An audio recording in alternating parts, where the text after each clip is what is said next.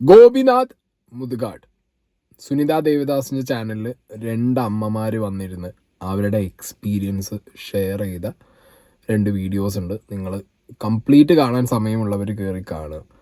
പിന്നെ കമൻറ്റ് ബോക്സിൽ വരുന്ന ഗോപിനാഥ് മുതുകാട് സപ്പോർട്ടേഴ്സിനോട് നിങ്ങൾ സപ്പോർട്ട് ചെയ്തു, ഒരു കുഴപ്പമില്ല, നോ വറീസ്. കാരണം നിങ്ങൾ ഇപ്പോൾ ഉള്ളൊരു സ്റ്റേജ് എനിക്കറിയാം, മെൻറ്റൽ സ്റ്റേജ് എനിക്കറിയാം. അതായത് ഇത്രയും നന്മ ചെയ്യുന്ന ഒരു നന്മ മരത്തിനെ നീ അടക്കമുള്ള ആളുകൾ വിമർശിക്കുന്നത് എന്തിന്, നീയൊക്കെ എന്തെങ്കിലും ചെയ്തിട്ടുണ്ടോ എന്നുള്ളത്.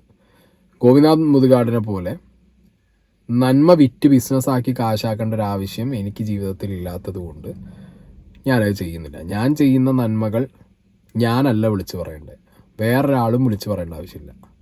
അത് നന്മ എന്നുള്ള പേരെന്നെ എനിക്ക് ആവശ്യമില്ല. ഓക്കെ, ഞാനെന്തെങ്കിലും ചെയ്യുന്നു, ആർക്കെങ്കിലും അത് ഹെൽപ്പ് ആവുന്നുണ്ടെങ്കിൽ അത് ഹെൽപ്പ് ആയിക്കോട്ടെ, അല്ലെങ്കിൽ അവരങ്ങനെ പോട്ടെ, അത്രയേ ഉള്ളൂ എനിക്ക്. അല്ലാതെ 2 മോട്ടിവേഷൻ പറഞ്ഞു ഇങ്ങനെ വന്നിരുന്ന് വലിയൊരു ബിസിനസ് പ്ലാൻ ഇട്ടിട്ടും അതിൻ്റെ ആവശ്യം എനിക്കില്ല.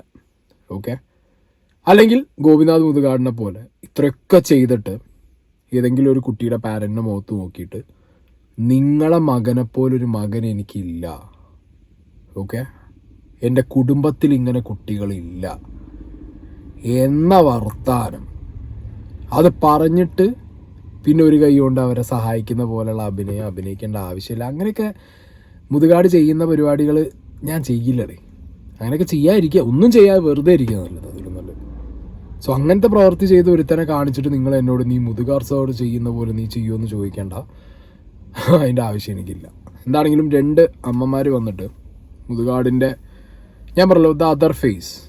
ഞാൻ വൺ മോർ തിങ് ഞാൻ പറയാം. ഞാൻ ഡാറ്റാസ് കളക്ട് ചെയ്തുകൊണ്ടിരിക്കുകയാണ്. ഞാൻ ഒരു കേസിലും ഇത്രത്തോളം ഇങ്ങനെ ചെകഞ്ഞ് ഡാറ്റ കളക്ട് ചെയ്തിട്ടില്ല, വളരെ കുറവാണ്. ഇത് ഞാൻ ഏകദേശം ഈ വീഡിയോ മുതുകാട് കാണുന്നുണ്ടെങ്കിൽ മുതുകാടിനോട് കൂടിയാണ് പറയുന്നത്, 1980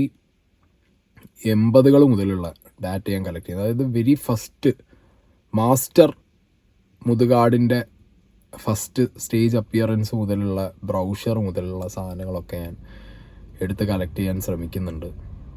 പ്ലസ് 2007 മറ്റേ മനോരമയിലൊക്കെ വന്നിട്ടുണ്ടായിരുന്നു മുതുകാടിന് പത്മശ്രീ എന്നൊക്കെ പറഞ്ഞിട്ട്, പ്രാഞ്ചിയേട്ടൻ ലെവലിലൊരു സാധനം. അത് അവർക്ക് മാറിപ്പോയതാണോ മാറ്റിക്കളഞ്ഞാണോ ഒന്നും അറിയില്ല. എന്താണെങ്കിൽ അതൊക്കെ വന്നു. അങ്ങനെ കുറേ കഥകൾ. അതായത് സ്ട്രീറ്റ് മജീഷ്യൻസിന് വീട് വെച്ച് കൊടുത്തത് സ്ട്രീറ്റ് മജീഷ്യൻസിനും, അല്ലെങ്കിൽ സ്ട്രീറ്റ് മജീഷ്യൻസിന് ഉന്നമനത്തിന് വേണ്ടിയിട്ട് വീട് വെച്ച് കൊടുത്തു എന്നൊക്കെ പറഞ്ഞ് നോർത്ത് ഇന്ത്യയിൽ നിന്ന് കുറച്ച് മജീഷ്യന്മാരെയൊക്കെ കൊണ്ടുവന്നിരുത്തി, നമ്മളെ നാട്ടിൽ നിന്ന് പേരിന് കുറച്ച് പേരെ കൊണ്ടുവന്നിരുത്തി കുറച്ച് കാലം അവിടെ താമസിപ്പിച്ച്, അങ്ങനെ കുറേ കഥകളുണ്ട് അവിടെ. ഒരുപാട് കഥകളുണ്ട്. മുതുകാടിൻ്റെ കഥകൾ പറയാനാണെന്നുണ്ടെങ്കിൽ പിന്നെ വേറെയും കുറേ കഥകളുണ്ട്. പുസ്തകമൊക്കെ ആയിട്ട് ഇറങ്ങിയിട്ടുണ്ടായിരുന്നു.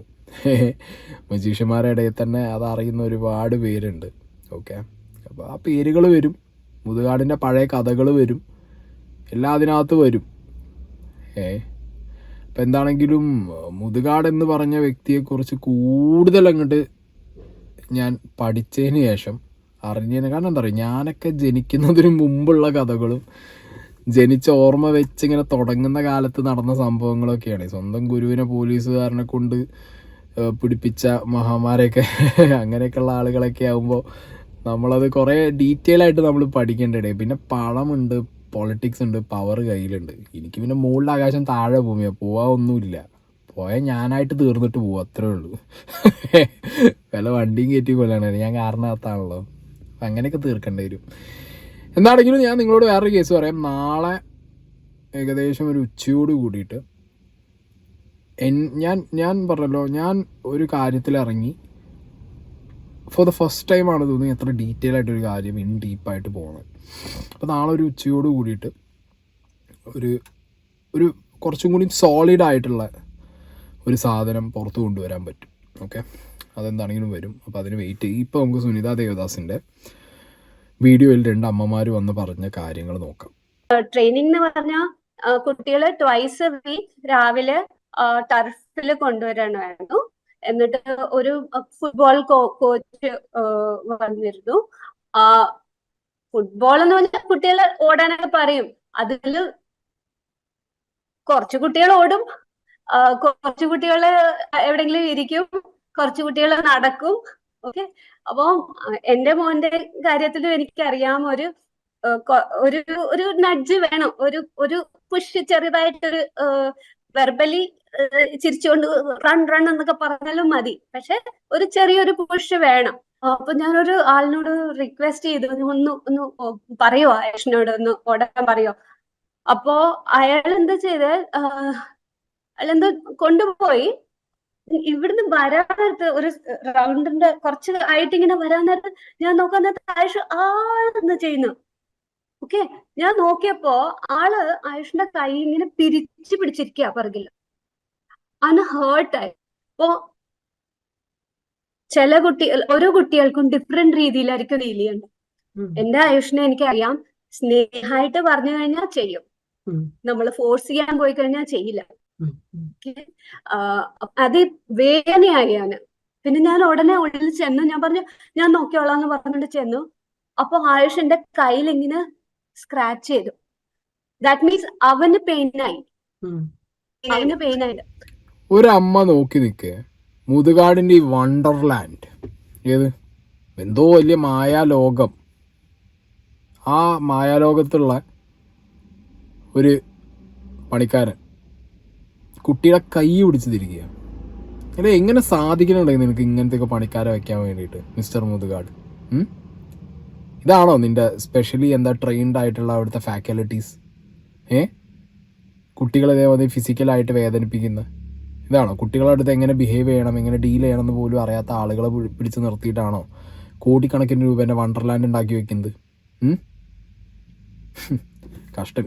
സപ്പോർട്ട് ചെയ്യുന്നവർ സപ്പോർട്ട് ചെയ്തോട്ടോ, ഒന്നും വിഷയമല്ല. മുതുകാട് ദൈവമല്ല നിങ്ങൾക്ക്. ഒരു പേരൻസ് മീറ്റിംഗ് ഉണ്ടെന്ന് പറഞ്ഞു. അപ്പൊ ഞങ്ങൾക്ക് 2-3 വീക്സ് ആയി അവിടെ പോയിട്ട്. അപ്പം എല്ലാരും പേരൻസ് ഒക്കെ വന്നിരുന്നു.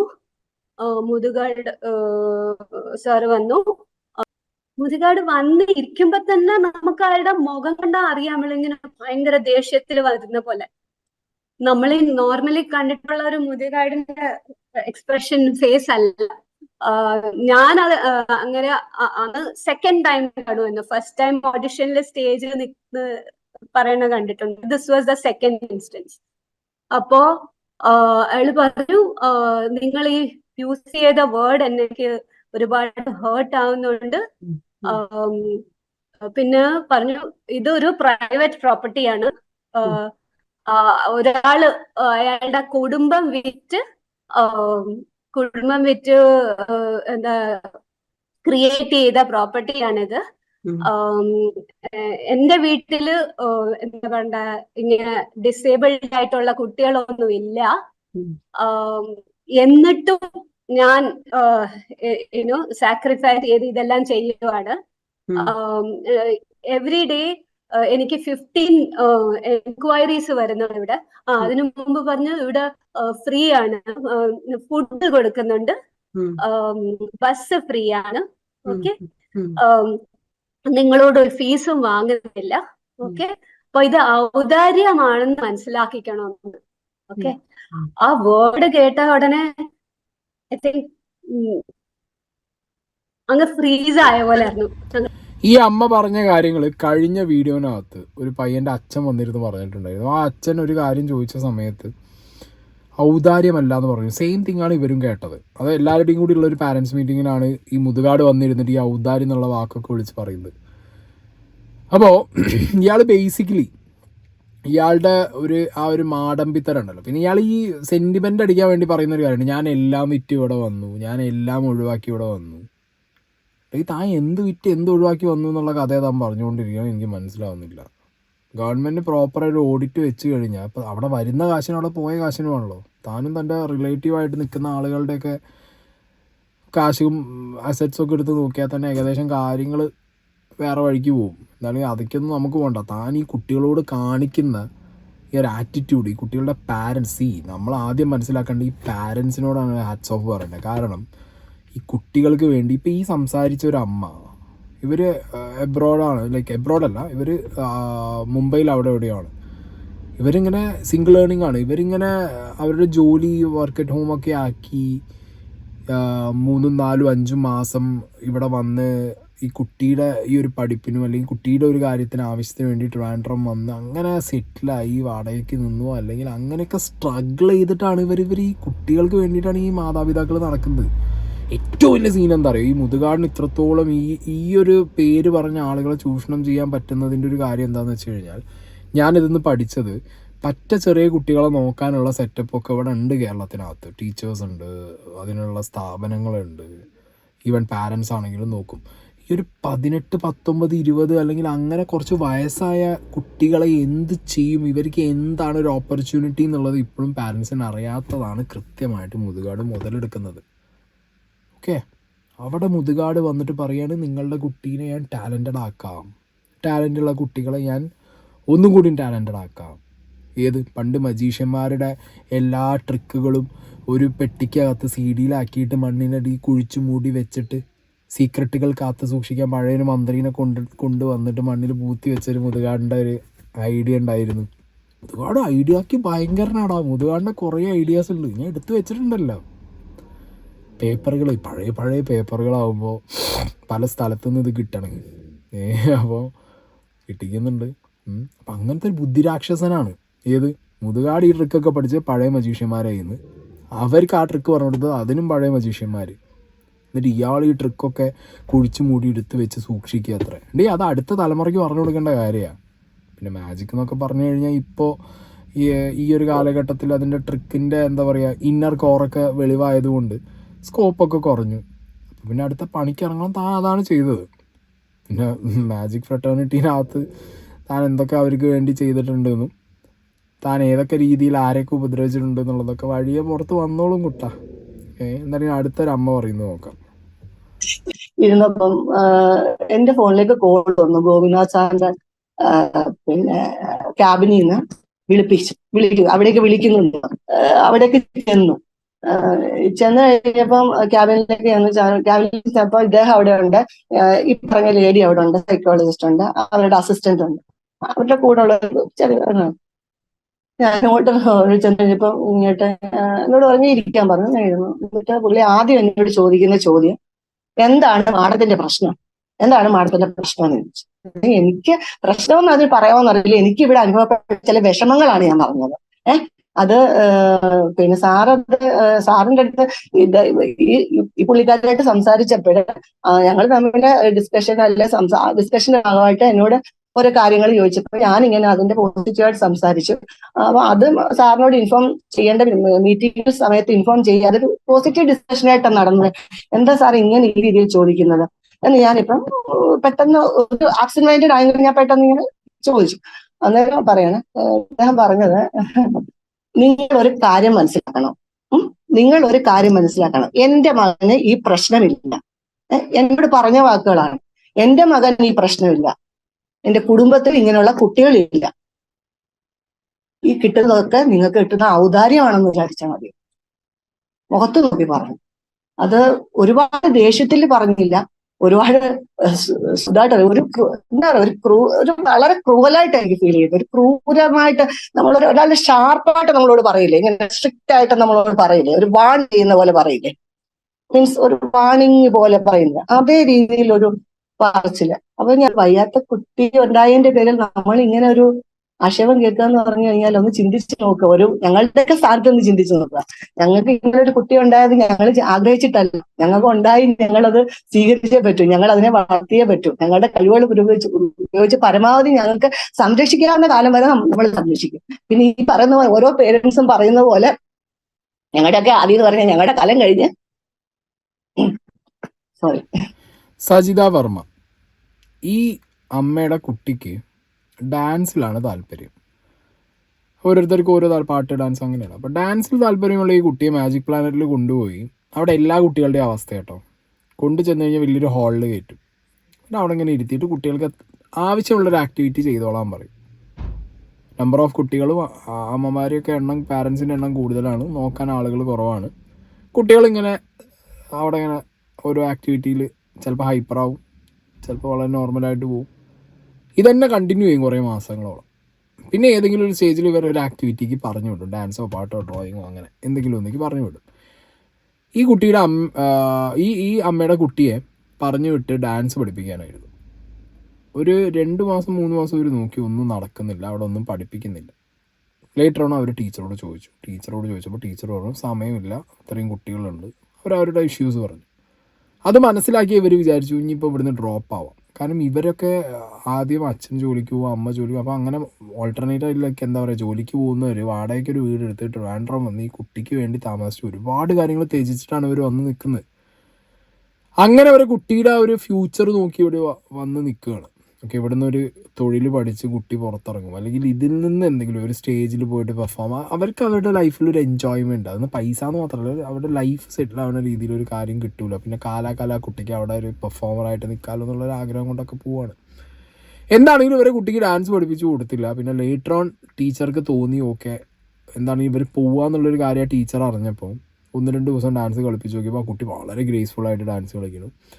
അപ്പോൾ ഈ അമ്മയെ വിളിച്ചിട്ട് പറഞ്ഞു കുറച്ചും കൂടി ഒന്ന് വെയിറ്റ് ചെയ്യുമെന്ന് ചോദിച്ചു. ഞാൻ പഠിപ്പിക്കാമെന്ന് പറഞ്ഞിട്ട് അവർ അങ്ങനെ കുറച്ച് വെയിറ്റ് ചെയ്യാൻ റെഡിയായി. അപ്പോഴാണ് അവിടെ കുറച്ച് ടീംസ് മറ്റേ ഈ ഇൻറ്റേൺസ് വരുമല്ലോടാ, നമ്മളെ മെയിൻ ഡോക്ടേഴ്സ് അല്ല ഇൻറ്റേൺസ് വരും. എന്തിനാ കുട്ടികളുടെ സൈക്കോളജി അറിയാനും ഇതിനൊക്കെ പാരൻസിനോട് സംസാരിക്കാനൊക്കെ. ഇപ്പോൾ പ്രോപ്പർ സൈക്കോളജിസ്റ്റ് ആണോയെന്ന് വെച്ച് കഴിഞ്ഞാൽ അവർ ക്ലിനിക്കലി അവർ ആ ഒരു ഇത് അക്വയർ ചെയ്ത് വരുന്നുള്ളൂ, അവർ ഫ്രഷാണ്. അവർ വന്നിട്ട് ഇങ്ങനെ ചോദിച്ച സമയത്ത് കുറച്ച് പേര് ചോദിച്ചപ്പോൾ ഈ അമ്മ പറഞ്ഞു എനിക്ക് ഇന്ന ബുദ്ധിമുട്ടുകൾ ഇവിടുന്നുണ്ടായി, എൻ്റെ കുട്ടിയെ ഇങ്ങനെ പഠിപ്പിക്കാൻ കുറച്ച് ലേറ്റായി, അതുകൊണ്ട് ഞാൻ ഡ്രോപ്പ് ചെയ്ത് പോകാനുള്ളൊരു പ്ലാനിലായിരുന്നു എന്നുള്ളത് അവരോട് കാഷ്വലി പറഞ്ഞു. ഇത് നേരെ ആ സൈക്കോളജിസ്റ്റ് പോയി മുതുകാടിനോട് പറഞ്ഞിട്ട് മുതുകാടിൻ്റെ ചേംബർക്ക് വിളിച്ചതിന് ശേഷം മുതുകാട് പറഞ്ഞ വാക്കാണിത്, എൻ്റെ ഔദാര്യമാണ് എന്നുള്ളത്. എടാ എനിക്കെന്താ പറയുക, ഇനി വേറെ എന്തെങ്കിലും പറയും. വായ തുറന്ന ഈ കുട്ടികളുടെ പാരൻസിൻ്റെ അടുത്ത് ഔദാര്യം എന്ന് പറയാൻ താൻ ആദ്യം മനസ്സിലാക്കേണ്ട ഒരു കേസ് എന്താ അറിയുമോ, താനാണ് ഇവരുടെ ഔദാര്യം പറ്റി ജീവിക്കുന്നത്. പണി നിർത്തിപ്പോയിക്കോ, ബെറ്റർ ദാറ്റ്, അതാണ് നല്ലത്.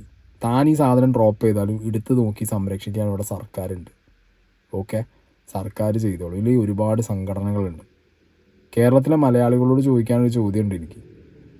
നമ്മുടെ പൃഥ്വിരാജിൻ്റെ ഒരു മൂവിയിലൊരു ഡയലോഗ് പറഞ്ഞു എന്ന് പറഞ്ഞിട്ട് വൻ സംഭവമായി, കേസും കൂട്ടവും കാര്യവും ഭയങ്കര ന്യൂസായി, അത് കട്ട് ചെയ്തേ പറ്റൂ, തിയേറ്ററിൽ നിന്ന് അങ്ങനെ ആക്കണം, സിനിമ ഓടിക്കരുത് എന്നൊക്കെ പറഞ്ഞ് വൻ ഡയലോഗായിരുന്നു. ഇവിടെ അമ്മമാരും അച്ഛന്മാരും വന്നിരുന്ന് പറയുന്നു അവരെ മുഖത്ത് നോക്കിയിട്ട് ഇത് എൻ്റെ ഔദാര്യമാണ്, എൻ്റെ വീട്ടിൽ ഇങ്ങനെ ഒരു കുട്ടിയില്ല, എനിക്കിങ്ങനെ കുട്ടികളില്ല, എൻ്റെ തറവാട്ടിലെവിടെ ഇങ്ങനെ ഒരു കുട്ടികളില്ല എന്നൊക്കെ ഒരാൾ പറഞ്ഞ ഒരച്ഛനും ഒരമ്മയൊക്കെ എത്ര വിഷമിക്കും, ആ കുട്ടിക്കൊക്കെ എത്ര ലൈക്ക്. നിങ്ങൾ എന്തുകൊണ്ട് ഇതിലൊന്നും പ്രതികരിക്കുന്നില്ല? നിങ്ങൾക്ക് ഇതിലും കൂടുതൽ എക്സാമ്പിളുകൾ എന്താ വേണ്ടേ? നിങ്ങൾക്ക് ആവശ്യമുള്ളതൊക്കെ നാളെ കിട്ടും, അത് വേറെ കേസ്. പക്ഷേ ഈ കുട്ടികളുടെ അമ്മമാരാവെന്ന് പറയുന്നത് ഇവർ നേരിട്ട് എക്സ്പീരിയൻസ് ചെയ്തതാണ് അയാളെ വായ എന്നുള്ള ഈ സംസാരം. ഇതാണ് അയാളുടെ അതർ ഫേസ് ഗോപിനാഥ് മുതുകാടിൻ്റെ. ഇതൊക്കെ കേട്ടിട്ടും നിങ്ങൾക്ക് വീണ്ടും കമൻറ്റ് ബോക്സിന് മുതുകാട് ദൈവം എന്ന് പറയാനാണെന്നുണ്ടെങ്കിൽ കീപ്പ് ഓൺ ടെല്ലിങ് ഇറ്റ്. ഒരു വിഷയവുമില്ല, വൺ ഡേ എല്ലാം മാറും, ഇതിനൊക്കെ മാറ്റം സംഭവിക്കും. കാരണം ഇത് മറ്റേ എന്താ പറയുക, ആരും പ്രതികരിക്കാനില്ലാത്തൊരു കാലമൊന്നുമല്ല. അല്ലെങ്കിൽ പ്രതികരിക്കുന്നവരെല്ലാവരെയും തട്ടിക്കളയാൻ പറ്റുന്നുള്ള റോക്കി ബായി ആയിട്ട് ജീവിക്കാൻ പറ്റുന്ന കാലമൊന്നുമല്ല. ഓക്കെ, നിങ്ങളുടെ ഭാഗത്ത് ശരിയുണ്ട്, നിങ്ങളുടെ ഭാഗത്ത് തെറ്റുകളൊന്നും ഇല്ല. ഞാൻ വേറൊരു കേസ് വയ്ക്കട്ടെ. എല്ലാ വിഷയത്തിലും ഇപ്പം ഞാൻ എല്ലാ വിഷയത്തിലും കയറി അഭിപ്രായം പറയുന്ന ഒരാളാണ്. ഓൾമോസ്റ്റ് എല്ലാ വിഷയത്തിലും എന്ത് നടന്നാലും ഞാൻ വരും. ഇപ്പോൾ FFC ഒക്കെ പറയുന്ന മാതിരി റോട്ടിലാരെയും തൂറി വെച്ചാൽ അതിൻ്റെ അടുത്ത് ഞാൻ കണ്ടന്റ് ആക്കും. ഓക്കെ, എന്തോ ആയിക്കോട്ടെ. ഈ ഗോപിനാഥ് മുതുകാട് സ്ത്രീ പീഡനം, അങ്ങനെ സ്ത്രീ റിലേറ്റഡ് ആയിട്ട് വരുന്ന സ്ത്രീകളെ ആരെങ്കിലും ഉപദ്രവിക്കുക, സ്ത്രീയെ കല്യാണം കഴിച്ച് പറ്റിക്കുക, വാഗ്ദാനം കൊടുക്കുക, അങ്ങനത്തെ ഒക്കെ കേസ് വരുമ്പോൾ എന്താ ഗോപിനാഥ് മുതുകാട് ഒരു വീഡിയോ ഇടാത്ത? നിങ്ങൾ ആരെങ്കിലും അങ്ങനെ ഗോപിനാഥ് മുതുകാടിൻ്റെ അങ്ങനത്തെ റിലേറ്റഡ് ആയിട്ടുള്ളൊരു വീഡിയോ കണ്ടിട്ടുണ്ടോ? വെരി റയറായിരിക്കും. ഈ ഉണ്ടെങ്കിൽ തന്നെ വെരി റയറായിരിക്കും. അതെന്താ ഗോപിനാഥ് മുതുകാട് അതിലൊന്നും സംസാരിക്കാത്ത അങ്ങനത്തെ ടോപ്പിക്കിൽ? But Y?